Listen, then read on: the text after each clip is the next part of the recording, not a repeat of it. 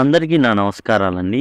ఈ వీడియోలో మనం 9వ తరగతికి సంబంధించి యూనిట్ 7 ద లాస్ట్ లీఫ్ దానికి సంబంధించిన సారాంశం అనేది మనం ఇప్పుడు చూడబోతున్నాం. ద లాస్ట్ లీఫ్ అంటే చివరి ఆకు.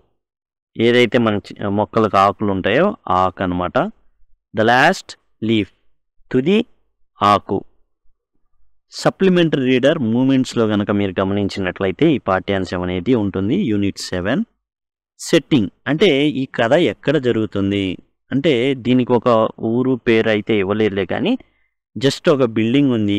అందులో 3వ అంతస్తులో సూ అండ్ ఝాన్సీ అనే ఇద్దరు అమ్మాయిలు ఉండడం జరిగింది. ఇక అది ఆకులు రాలేటటువంటి కాలం, మంచి తుఫాన్ అనేది ఉంది అండ్ బాగా వర్షం పడుతుంది, బాగా మంచుతో కూడినటువంటి ఏంటంటే వాతావరణం అయితే ఉంది, బాగా చల్లగా ఉంది. ఇద్దరు ఆర్టిస్టులు ఉన్నారు, వాళ్ళ పేర్లు ఏంటంటే సూ అండ్ ఝాన్సీ. వాళ్ళ చుట్టూనే కథ మొత్తం తిరుగుతుంది. ఒక ఇల్లు ఉంది, దాంట్లో 3rd ఫ్లోర్లో 3వ అంతస్తులో వీళ్ళు ఇద్దరు కూడా ఉంటున్నారు.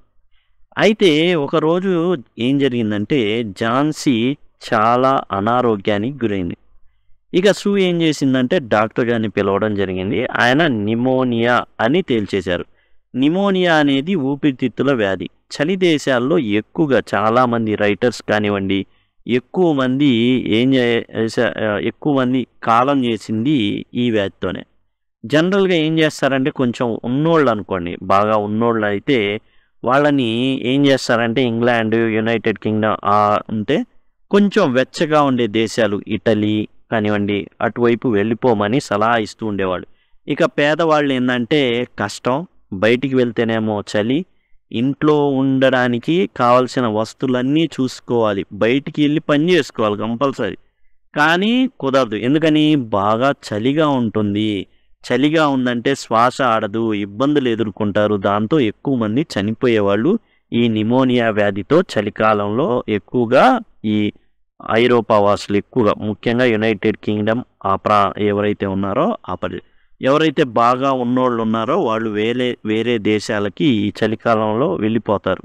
వెళ్ళిపోయి అక్కడ ఉండేసి మళ్ళా రావడం అనేది జరుగుతుంది. పేదవాళ్ళకి మాత్రం చాలా కష్టం, తక్కువ వయసులోనే చనిపోయేవాళ్ళు ఆ కాలంలో. అయితే ఝాన్సీ బాగా జబ్బు పడింది. డాక్టర్ గారు నిమోనియా అని తేల్చేశారు. కదలట్లేదు, మెదలట్లేదు, ఏం తినట్లేదు. జస్ట్ తన ఎదురున్నటువంటి ఒక కిటికీ బయట మాత్రమే చూస్తుంది, కిటికీ నుండి చూస్తూ ఉంది. The doctor reveals that Jhansi believes she won't get well, has given up on life. చాలా రోజులు మందులు వాడిన తర్వాత కూడా మందులు అనేవి పనిచేయడం మానేసినాయి. ఎట్లాంటి ఇంప్రూవ్మెంట్ అనేది తన యొక్క ఆరోగ్యంలో లేదు. దానికి కారణం ఏంటంటే మానసికంగా ఝాన్సీ సిద్ధమైపోయింది.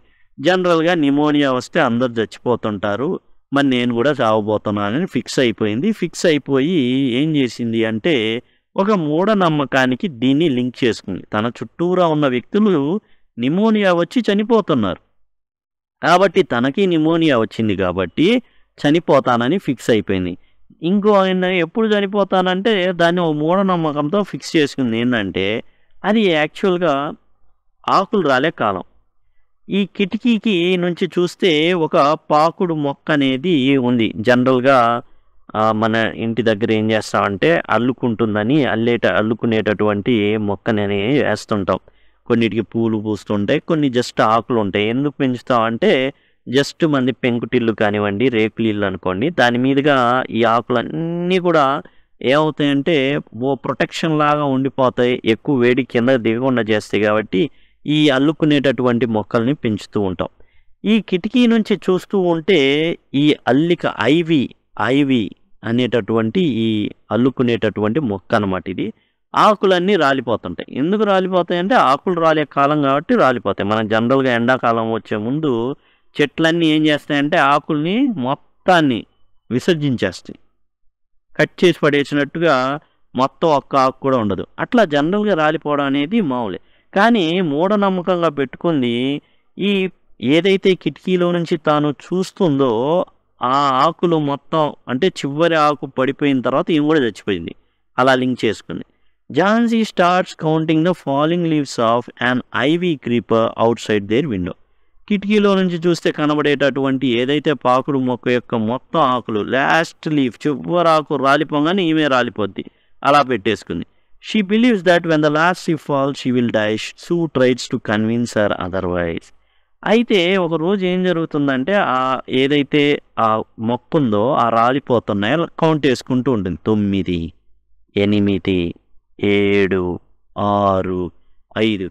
అది సూ విని ఏంది కౌంట్ ఏంది ఇట్లా చేస్తుందని వెంటనే ఝాన్సీ దగ్గరికి వెళ్తుంది. ఏం ఝాన్సీ ఏంది కౌంట్ చేస్తా అంటే అదిగో చూడు మొక్క ఉంది కదా, లాస్ట్ లీఫ్ రాలిపోగానే నేను రాలిపోతాను, శాశ్వత నిద్రలోకి వెళ్ళిపోతాను, నీకు ఇక ఇబ్బంది పెట్టను అనేసి అంటుంటుంది. కానీ సూ మాత్రం చాలా బ్రతిమలాడుకుంటుంది. నువ్వు లేకపోతే ఎట్లా, నువ్వు నా కోసమైనా బతకాలి, దయచేసి నువ్వు కనీసం బ్రతకాలనే ఆశ నీలో చిగురించాలి అనేసి భయపడిపోయి సూ ఏం చేస్తుందంటే తన రూమ్లో ఉన్నటువంటి డ్రాయింగ్ బోర్డు కూడా ఈ అమ్మాయి రూమ్లోకి తెచ్చుకొని, ఎందుకంటే ఆ అమ్మాయి దగ్గరకు ఉండాలి. సూ పిచ్చిన తాగట్లా, ఏం చేసినా తాగట్లా, ఎప్పుడు ఏమో అసలు డిప్రెషన్తోనే చచ్చేటట్టు ఉంది. కాబట్టి డ్రాయింగ్ బోర్డు తెచ్చేసుకొని బొమ్మ గీయాలనుకుంటుంది. ఈమె బొమ్మ గీయాలి అంటే వెలుతురు ఉండాలి. వెలుతురు ఉండాలంటే కిటికీ తలుపులు తెరిచి ఉండాలా, లేదా కట్టెలు తెరిచి ఉండాలా. ఎందుకంటే ఈ కిటికీ గనక కర్టెన్స్ తీసి ఉంచితేనేమో ఈమె మొక్కకెళ్ళి చూస్తుంది, బతిమలాడుకునేది, దయచేసి నువ్వు నిద్రపో, నేను పెయింటింగ్ గీసేంత వరకు నువ్వు కిటికీ వైపు చూడకూడదు అనేసి బతిమలాడుకుంటే సరే అని చెప్పి అలా కళ్ళు మూస్తుంది.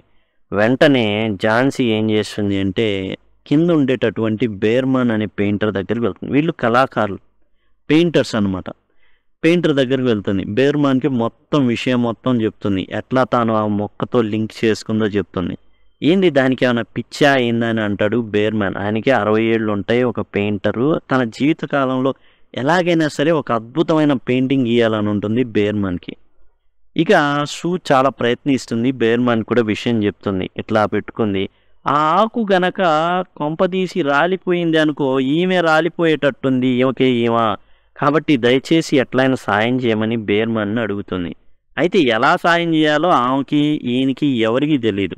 అయితే బేర్మన్ సరే పద అని చెప్పి రూమ్కి వెళ్తాడు. అక్కడ ఉండేటటువంటి ఆ అమ్మాయి ఎవరైతే ఉన్నారో ఝాన్సీని కూడా చూస్తాడు. చూసి మొత్తం పరిస్థితి ఆయన అవగాహన చేసుకొని ఇక కిందికి వచ్చేస్తాడు తన రూమ్కి. ఇక ఆ రోజు సాయంత్రం మళ్ళీ తుఫాను వస్తుంది. ఈ తుఫానుగానే ఉంటుంది, గడ్డ కట్టేటటువంటి చలిగా ఉంటుంది. ఇక ఈమె నిద్రపోయి తెల్లారి లేస్తుంది అనమాట. లేచి చూసేసరికి ఈమెకి ఆశ్చర్యంగా అనిపించింది. ఝాన్సీ లేపిద్ది అనమాట. ఝాన్సీ సూ అని పిలిచిద్ది. ఏంటని పరిగెత్తుకుంటూ వచ్చిద్ది. అసలు టెన్షన్గా ఏంటి ఏమైంది, చూడు ఆకు చూడు ఇంకా రాళ్ళ, రాలితే నేను రాలే, ఈరోజు సాయంత్రానికి ఖచ్చితంగా రాలిద్ది, నేను కూడా దాంతోపాటు రాలిపోతా అనేసి ఝాన్సీ చెప్పింది. సూకేమో ఒక రకంగా టెన్షన్ పెరిగిపోతుంది. సాయంత్రం అయిద్ది, మళ్ళీ పగలైద్ది, ఆ ఆకు మాత్రం రాలదు. చాలా హెల్తీగా ఉన్నట్టుంటుంది. చాలా చాలా గట్టిగా అట్లా ఆ పాకు మొక్క ఏదైతే ఉందో దాన్ని అతిగా గట్టిగా పట్టేసుకుని, అమ్మో నేను రాలితే ఈమె రాలిపోయిద్ది అన్నట్టుగా గట్టిగా ఉండిద్ది అనమాట చూస్తుంటే. దీంతో ఈమెలోనే మార్పు వస్తుంది ఝాన్సీలో. అయ్యో నేను ఎంత చెడ్డదాన్ని. ఎందుకని she attempts to distract Jhansi from her thoughts by discussing various topics. చాలా టాపిక్స్ మాట్లాడుతుంది. బట్టలని, లేకపోతే ఇక అందంగా తీర్చిదిద్దుకునే ఫ్యాషన్లని. కానీ ఈమె మాత్రం ఏం చేయదు. ఆఖరికి తన పెయింటింగ్ డ్రాయింగ్ వేసుకునేది కూడా అక్కడే వేసుకుంటుంది. బేర్మాన్ని మోడల్గా యాక్చువల్గా ఒక బొమ్మ గీయాలి. ఎందుకు గీయాలి? ఈ బొమ్మలు గీయాలా, అమ్మాలా, వచ్చే డబ్బులతో మళ్ళీ ఝాన్సీని డాక్టర్కి చూపించుకోవాలా, తినాలా. కాబట్టి ఇంత కష్టపడుతూ కూడా ఈ ఝాన్సీని జాగ్రత్త కాపాడుకుంటుంది. ఝాన్సీ ఏమో పిచ్చిగా ఆకులు రాలిపోయే ఆకుల మీద వాటన్నిటి మీద నేను ఆకు రాలంగానే ఈమె రాలిపోతుంది అన్నట్టుగా ఫీల్ అయ్యేది. దాంతో ఇక ఏం జరిగింది, బేర్మాన్ని తీసుకొచ్చి ఒక పెయింటింగ్ గీయాలి, ఎలా గని కార్మికుడిదా లాగా గీయాలి.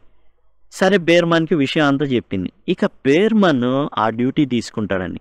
యాక్చువల్గా అక్కడ ఉన్నటువంటి చివరి ఆకు ఎందుకు రాలేదంటే అది బేర్మన్ యొక్క పెయింటింగ్. అతను ఏం చేశాడంటే ఆ రోజు రాత్రి ఈమె వీళ్ళు నిద్రపోతుండగా ఆ కొమ్మ ఏదైతే ఉందో, ఆ పాకుడు కొమ్మ ఏదైతే ఉందో ఆ మొక్కకి ఆ రాలిపోయిన తర్వాత బేర్మన్ రాత్రి ఆ యొక్క తుఫానులో, ఆ గడ్డ కట్టే చలిలో ఏం చేశాడంటే వెళ్ళి కొన్ని పెయింటింగ్ బాటిల్స్ తీసుకెళ్ళి అక్కడ ఆయన బొమ్మ గీయడం జరిగింది. ఏ బొమ్మ గీశాడు? ఆకు బొమ్మ గీయడం జరిగింది. ఎక్కడైతే చివరి ఆకు ఉందో అక్కడే గీయాలి కదా, లేకపోతే అనుమానం వస్తుంది కదా, అక్కడే గీశాడు. అయితే కొన్ని రోజుల తర్వాత డాక్టర్ గారు వస్తారు. ఝాన్సీ ఆల్ రైట్, అంతా బాగానే ఉంది. అయితే 2 రోజుల నుంచి బేర్మన్ నిమోనియాతో బాధపడుతున్నాడు. చాలామంది నిమోనియాతో ఈజీగా చనిపోతారనమాట అక్కడ. ఎందుకంటే ఒక వ్యక్తి ఉన్నాడు, ప్రయోగాలు చేస్తుంటాడు. అతను పారాఫిన్ మైనంతో ప్రయోగాలు చేస్తున్నాడు. స్టార్టింగ్లో మైనం కూడా గడ్డగట్టిద్దా నీళ్లలాగా అనేసి ప్రయోగాలు చేయడానికి ఏం చేశాడంటే ఆ మంచులోకి వెళ్ళి మైనంతో ప్రయోగాలు చేస్తున్నాడు. నిమోనియా అటాక్ కింద చనిపోయాడు. కాబట్టి చాలా సులువుగా చచ్చిపోతాడు. 2 రోజుల్లోనే బేర్మన్ కూడా ఏమవుతుందంటే 2 రోజులకే నిమోనియా వచ్చిన 2 రోజులకే చనిపోవడం జరుగుతుంది. అయితే ఈ విషయాన్ని బేర్మన్ తన కోసం పెయింటింగ్ గీశాడు, మాస్టర్ పీస్ అని విషయాన్ని ఎట్లాగైనా సరే ఝాన్సీకి చెప్పాలని అనుకుంటుంది సూ. ఏం చేస్తాడంటే కూర్చొని అంతా కొంచెం బాగుపడిద్ది, ఝాన్సీ బాగా ఆరోగ్యంగా ఉంటుంది, తింటా ఉంటుంది. డాక్టర్ గారు కూడా ఇక ఝాన్సీకి ప్రాబ్లం లేదని చెప్పేస్తాడు. ఝాన్సీ దగ్గర కూర్చొని సూ చెప్తుందనమాట. బేర్మన్ ఏం చేశాడంటే వర్షంలో తడుస్తూ నీ కోసం ఒక బొమ్మ గీశాడు. అదే ఆకు బొమ్మ. నువ్వు జాగ్రత్తగా గమనించు. ఆ పాకే మొక్కకి ఆ ఆకు ఉంది, కానీ గాలికి కదలట్లేదు. గమనించావా? అది కదలట్లేదు. కారణం ఏంటంటే బేర్మన్ గీసినటువంటి పెయింటింగ్ అది.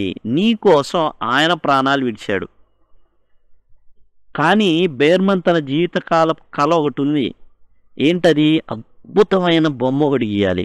ఆ అద్భుతమైన బొమ్మ ఈ ఆకే. అది నీ ప్రాణాలని కాపాడింది, ఆయన ప్రాణాలని పణంగా పెట్టి అనేసి.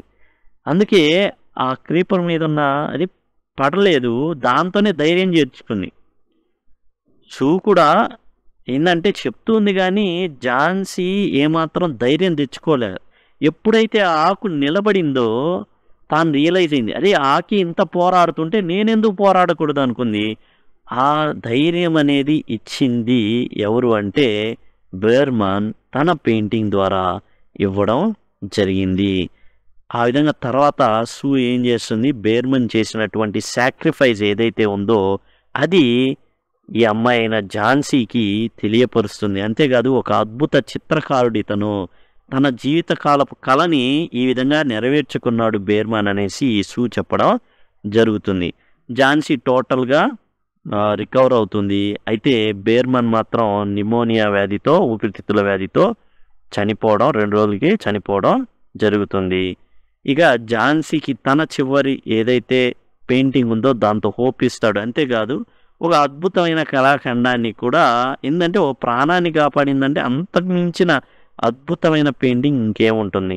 ఇదండి టోటల్గా the last leaf by oh henry. ఇక్కడ మీరు చూస్తున్నారు 9th క్లాస్ సంబంధించినటువంటి గ్రామర్ అండి. ఇదంతా కూడా మీకు టోటల్ అంతా కవర్ చేయబడింది. టోటల్ టెక్స్ట్ బుక్ డిస్క్రిప్షన్లో లింక్ ఉంటుంది, లేదా లింక్ అని అడిగితే నేను ఖచ్చితంగా మీకు లింక్ అనేది మీకు ఖచ్చితంగా ప్రొవైడ్ చేస్తాను. ఇక్కడ మీరు చూస్తున్నది వచ్చేసి ఏంటంటే సప్లిమెంటరీ రీడర్ మూమెంట్స్ ఏదైతే ఉందో ఇప్పుడు చెప్పుకున్న దానికి ముందు పాఠాలు, ఆ పాఠాలన్నీ కూడా మీకు ఈ విధంగా summaries, question and answers and total line to line explanation అనేవి ఇవ్వడం జరిగింది. ఇది వచ్చేసి టెక్స్చువల్ లెసన్స్. ఇవన్నీ కూడా టెక్స్చువల్ లెసన్స్ అన్నీ కూడా మీకు ఈ విధంగానే ఇవ్వబడ్డాయి. జస్ట్ లింక్ అని గనక మీరు కామెంట్ సెక్షన్లో అడిగినట్లయితే నేను ఆ ప్లేలిస్ట్ లింక్స్ మీకు ప్రొవైడ్ చేస్తాను, లేదా డిస్క్రిప్షన్ నుంచి పొందొచ్చు. యాజ్ వెల్ యాజ్ మీరు మొబైల్లో నుంచి చూస్తుంటే ఇక్కడ నుంచి ఐ కార్డ్స్ వస్తూ ఉంటాయి, ఐ కార్డ్స్ ద్వారా పొందొచ్చు.